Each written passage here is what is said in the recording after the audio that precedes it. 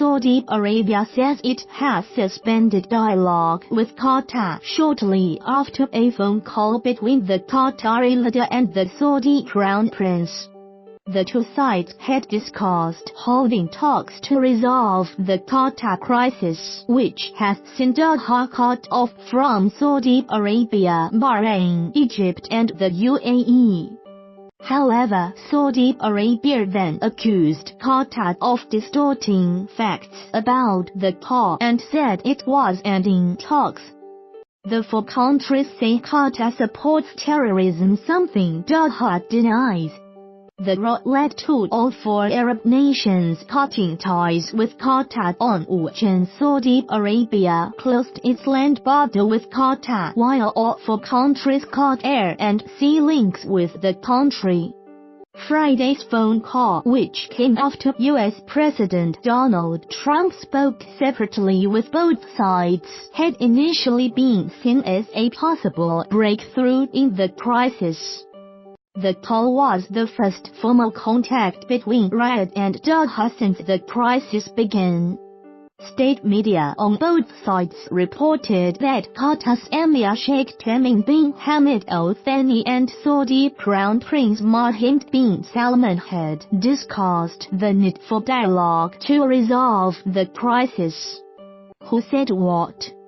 The Saudi press agency said Qatar's leader had expressed his desire to sit at the dialogue table and discuss the demands of the four countries and that further details would be announced after Saudi Arabia reached an agreement with Bahrain, Egypt and the UAE.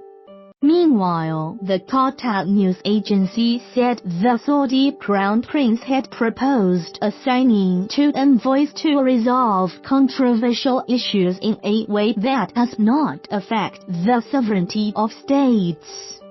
Shortly afterwards, Saudi Arabia accused Qatar of not being serious about dialogue and said communications between the two sides would be suspended. The row appears to be over protocol. Observers say Saudi Arabia is angered that Qatari state media did not make clear that the call was initiated by Doha. Saudi Arabia, Bahrain, Egypt and the UAE, who are blockading Qatar, have presented a list of conditions for the lifting of sanctions. They include the closure of news broadcaster Al Jazeera and reducing ties with Iran. The group accuses the Qatari-funded channel of fostering extremism, a charge the network denies. Diplomatic efforts led by Kuwait and backed by Western powers have so far failed to end the dispute. On Friday, Emir Trump spoke with both sides and the UAE in an attempt to broker talks.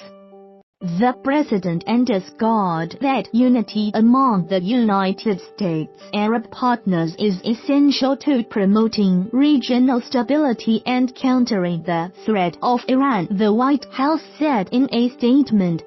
It added that all countries must follow through on commitments to defeat terrorism, cut off funding for terrorist groups and combat extremist ideology.